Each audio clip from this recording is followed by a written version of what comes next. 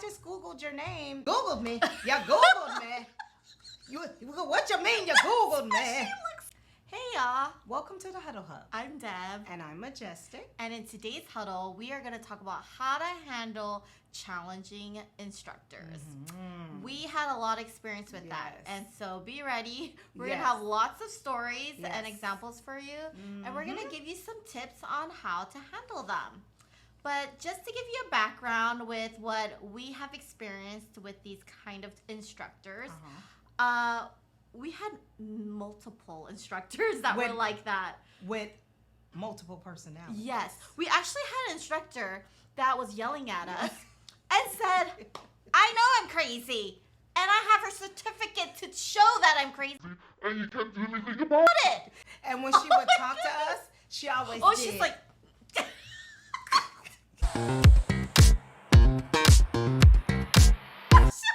I think that was her emphasis.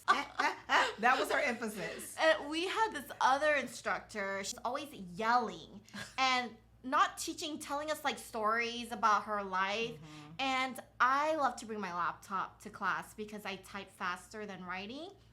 And I did that throughout the whole program.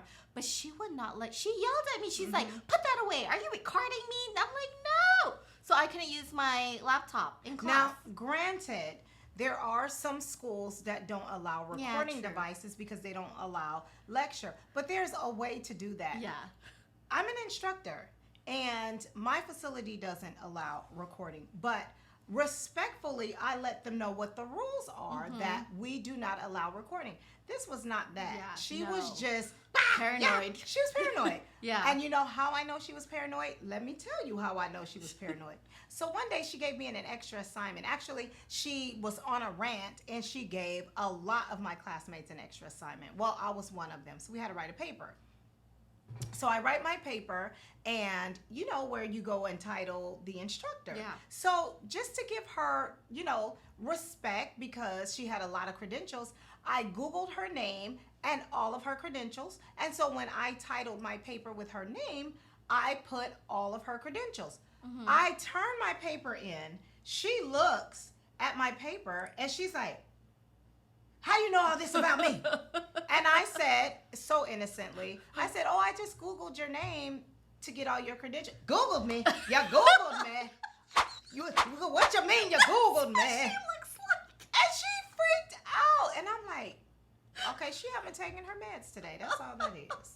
That same teacher, she would tell us, she would call people stupid. Mm-hmm. She would, if a student asked a question, she would say, that's a dumb question. Yes. And there are not supposed to be any dumb questions, It's not. right? There's no stupid questions, correct? Well, no, not according to her. She would call you out and humiliate you in front of everybody. In front of everybody. I actually had an instructor too. In my first semester, I actually didn't pass that first semester. And she privately came up to me and said, I don't think nursing is for you. And that really discouraged me. Yeah. And I was already feeling defeated. Mm-hmm. And it was my first year. Mm-hmm. She knew I had no history of like any medical background whatsoever. And so I'm glad I went back because here I am now. I've got my master's. I'm a nurse. Oh, yes.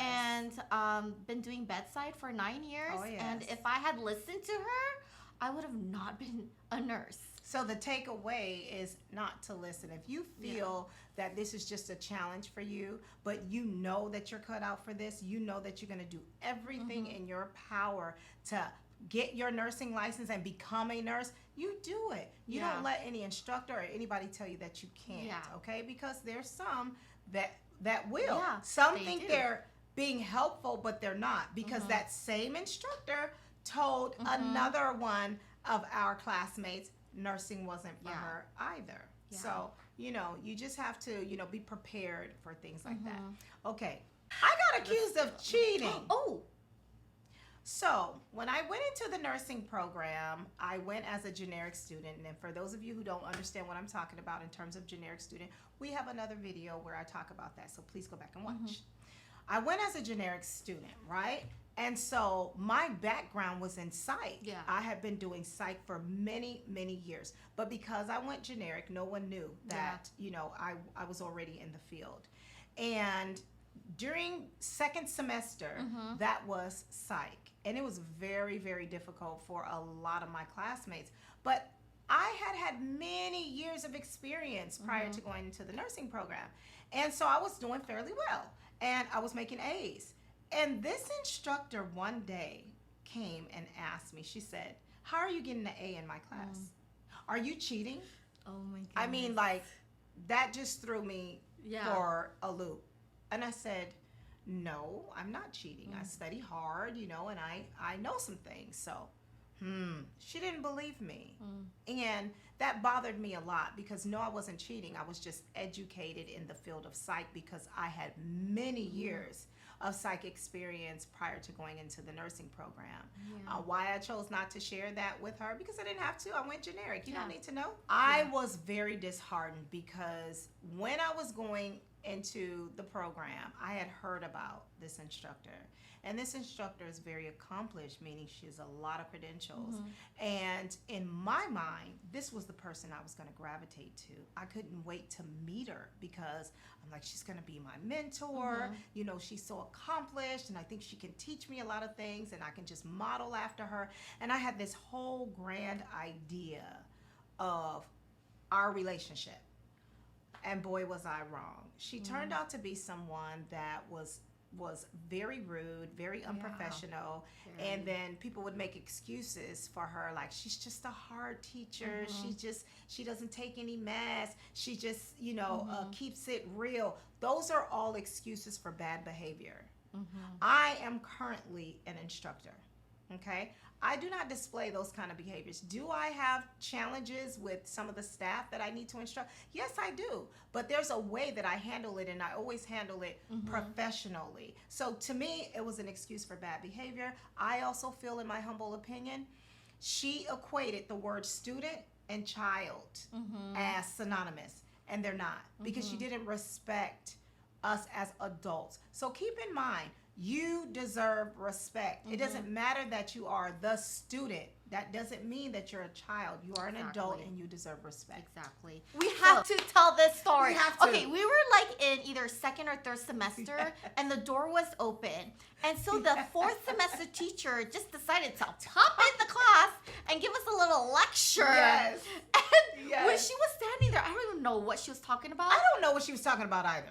But all we were focused on was her eyes were closed the entire time she was talking. Entire time. She was just like, and she was, and you need to, and after all of my classmates and we were like, we were just looking at each other like, is why was her eyes closed? I don't know why. Yeah, so that was so weird. That's weird. You know, if you are watching this and you've already gone through the nursing program and you have stories, can you please share them in the comments below? Yes. What did they do? Yes. What did you deal with? And how did you deal with it? Because it might help another student that's watching this. We are here and to I help. just want to hear. Right, I want to know we're not too. alone. Exactly. Now, let's give you some tips and tricks on how to deal with the challenging behaviors of your instructors. Okay? Tip 1.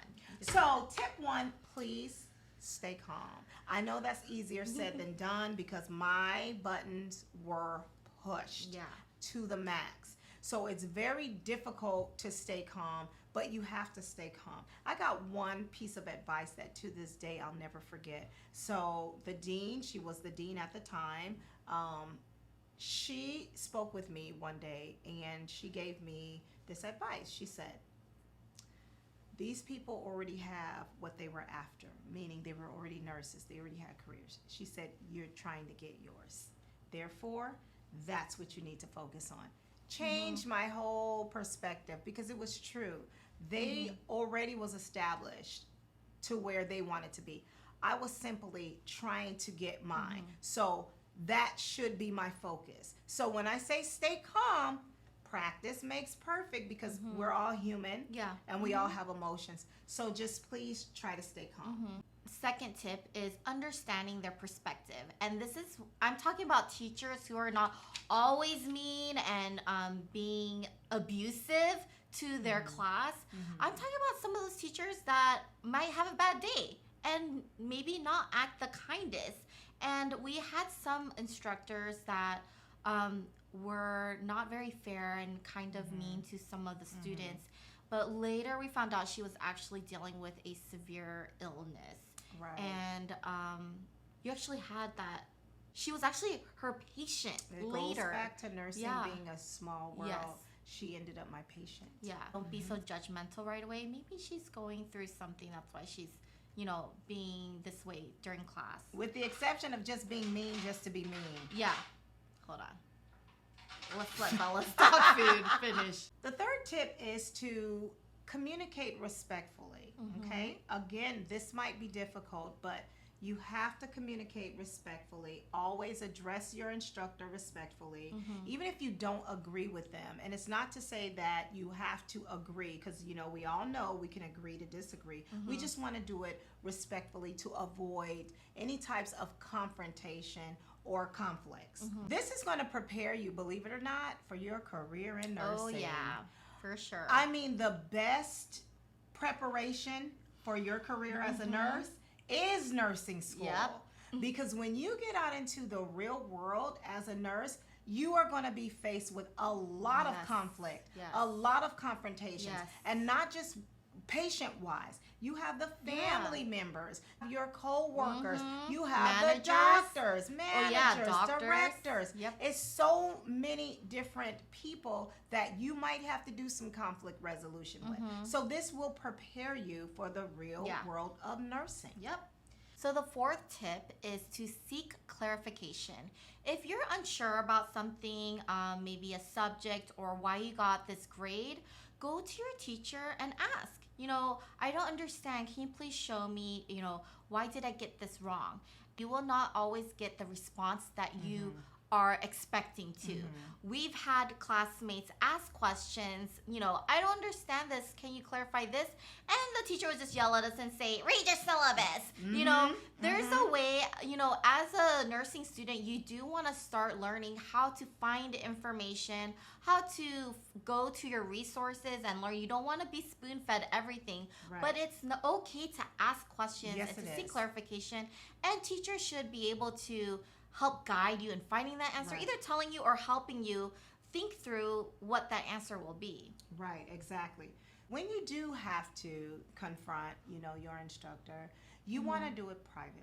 Yeah. You don't want to be out in the open, where there's a potential show, because you don't want to do that, because that can just, add unwanted negative energy or interactions. So you want to approach them privately. If they have office hours, do it then where it's just, you and that instructor. And I know some people, in all honesty, probably could be a little worried about that, because if something should go awry, then it's my word against yours. I understand it and I get that. And if that is the case, get a mediator, your dean, another instructor that you trust and that you have a rapport with.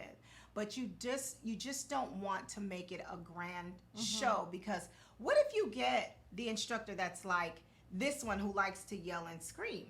Yeah. And then you can't control your emotions, and now it's a whole big deal out in the open. So you want to approach privately when you can, okay, to avoid those kind of things. And the sixth tip is to focus on learning. You can't control people's emotions. You can't control their actions. But what you can control is how you react to the yelling, the screaming, the, toxic environment. And it can be hard, but you gotta mentally just focus. You know what? I'm here to learn. If they don't want to help me in class, unfortunately, and they don't want to mentor me and help me learn, then you need to focus on learning outside of the classroom, study really hard, and just do what you need to do. Okay, talk to your classmates, because guess what? We're all experiencing the same thing. Maybe different levels of it. Yeah. It could be different levels. So this person might have a little more strength in this area than you do, and might be able to give you some sound advice, and vice versa. So you do want to incorporate your classmates as well. That's why it's very important to know your classmates and have a rapport with your classmates, because you're going to be leaning on them for a whole lot of things throughout the program. The eighth tip, if there's an instructor who is just has this reputation of being very negative and toxic, you want to document these incidents. And we've had instructors that were very inappropriate in their behavior in clinicals. if that happens to you, you want to document the date, the time, and exactly what happens. Because in the nursing program, you're already stressed out. You're Right. going to forget things because one day you may need it and you won't know if you'll need it or not. Exactly. And documentation is very important. You're going to learn that throughout the nursing Yeah. program. It protects you. Yes. So even while you're in the program, you need Practice to that. learn how to Yes. document factually. Yes. Okay? And don't make it opinionated. Make it factual, okay? Yes. It holds more ground when you do that. Yes. And the last tip, if none of these things Yeah. work, okay, you've tried it all and you have failed miserably, then you want to involve your school administration, okay? Because this is like the final straw that you're going to be utilizing to ask for help. Yeah. And your school administration, they're there to help. And also, too, I'm sure you're not the first person. If it's a problematic instructor, you are not Yeah. the first person to talk to the school administrator about this person. So we actually had to do just that. Yeah. We had to involve school administration because we basically tried everything that we just advised you on. We basically Yeah. tried it all. So we sat down with our school administration, and actually the BRN actually came to our Yeah. school and they spoke with us about, several situations and situations we weren't even aware of. Yeah. This situation went above and beyond our own knowledge because we didn't know what was going on behind the scenes. We were just discussing our experience. So that's another resource that you have is to involve your school administrator because you need some help. You are there to learn. You're not there to be someone's punching bag. You're not there to be ridiculed. You're not there to be disrespected. All of these things, should already be in place, but please don't expect them to. So those are our 9 tips on how to handle a challenging instructor. We hope you don't have to use them. I really Right. hope that all your instructions and your experience will be Yes. pleasant.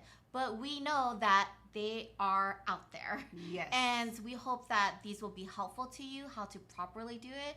And, like we said, don't let it discourage you. This is just extra practice for you. Yes. So when you get into the real world, you'll know how to handle these kind of situations. Yes. Don't forget to like, Yes. comment, Yes. and subscribe Yes. for more tips and tricks from the Huddle Hub. Yes. Bye.